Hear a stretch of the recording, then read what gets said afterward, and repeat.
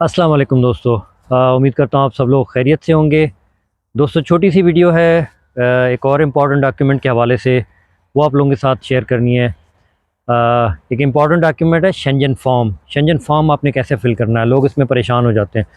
कोई मसला नहीं है, आपने शेंजन फॉर्म डाउनलोड करना है। आपने किसी भी ऐप के थ्रू उसको जो है वो कंप्यूटराइज़ तरीके से आपने उसको फ़िल करना है। उसमें डिफरेंट कैटेगरीज़ होती हैं, आपकी बायोडाटा होती है, सारी चीज़ें आपने सही रखनी है।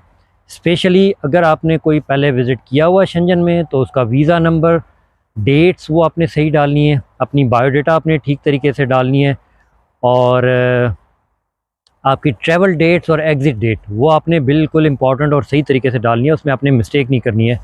और कुछ और चीज़ें उस फॉर्म में हैं तो वो आपने सारी करनी है, वो आपने सही तरीके से सारा फ़िल करना है। अगर किसी को कोई इशू आ जाए तो मुझसे पूछ लीजिएगा, मैं आपको बता दूंगा शेंजन फॉर्म का कि वो किस तरह आपने करना है, फ़िल करना है, चीज़ें करनी है।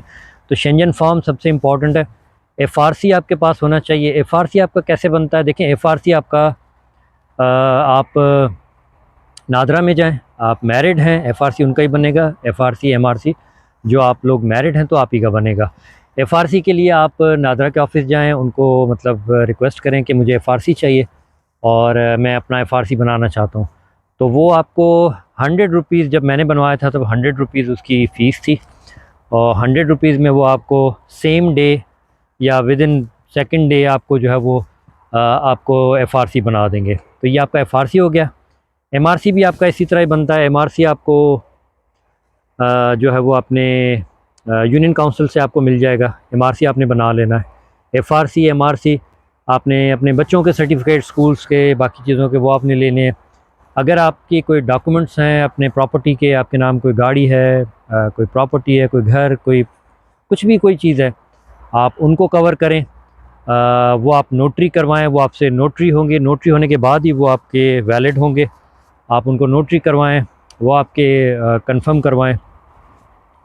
और बच्चों के जो आपके स्कूल के सर्टिफिकेट वो लगाने से ये होता है कि आपको थोड़ा सा बेनिफिट होता है। अच्छा, दूसरा मेरा सजेशन आपको ये है कि फ़ैमिली के साथ कोशिश कीजिएगा, अवॉइड कीजिए। अगर आपकी ट्रैवल हिस्ट्री बहुत अच्छी है, ऑलरेडी आपने ट्रैवल किए हुए हैं, आपका बैंक स्टेटमेंट, आपकी सारी चीज़ें परफेक्ट, आपका हर चीज़ है, बेहतरीन है, तो आप फैमिली के लिए थोड़ा सा फैमिली के साथ, पूरी फैमिली के साथ अप्लाई कीजिए। अदरवाइज़ आप सिंगल अप्लाई करें, सिंगल वीज़ा लगने के चांस ज़्यादा होते हैं। बाकी फ़ैमिली के साथ आजकल पाकिस्तान के हालात को देख के उनके जहन में ये आता है कि बंदा एस्केप ही हो जाएगा, तो थोड़ा सा उसमें रिजेक्शन मैंने ज़्यादा देखी है। लगते हैं लोगों के वीज़ा उसमें भी, लेकिन थोड़ा रिजेक्शन चांस मैंने थोड़ा ज़्यादा देखा है। तो मेरा मशवरा है कि आप सिंगल अप्लाई करें तो वो बेहतर है।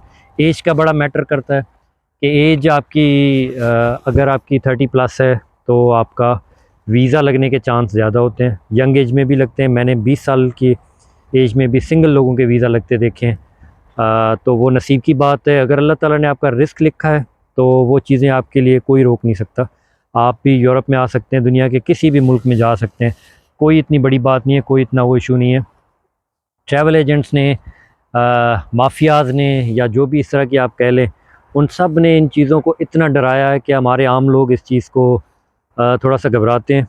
मैं तो यही कहता हूँ कि आप लोग थोड़ी सी कोशिश करें, हिम्मत करें, अपनी रिसर्च बिल्कुल करें, बहुत इम्पॉर्टेंट है। अगर आप अपनी रिसर्च करेंगे तो आपको कहीं कोई मुश्किल नहीं आएगी। रिसर्च नहीं करेंगे तो फिर आपके लिए थोड़ी सी चीज़ें मुश्किल होती है।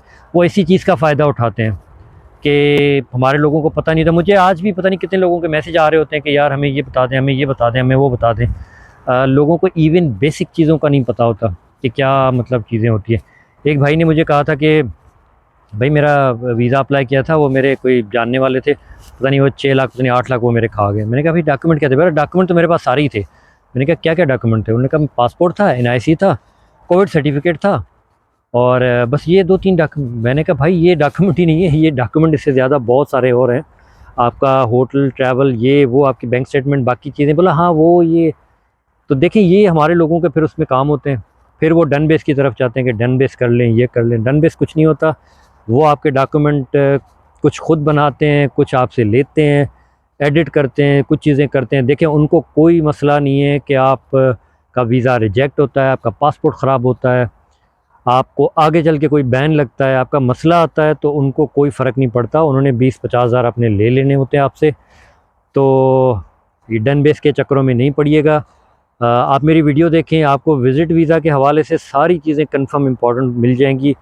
अगर आप फिर भी कहीं कंफ्यूज हो रहे हैं तो आप अपना कमेंट करें, मुझे देखें, जैसे जैसे टाइम मिलता रहेगा मैं देखता रहूँगा। अगर मैं किसी को रिप्लाई ना कर सकूँ तो माजरत, लेकिन मैं कोशिश करूँगा कि किसी का रिप्लाई नहीं जाए, ऐसे नहीं जाए, और आप लोगों को मैं रिप्लाई कर सकूँ।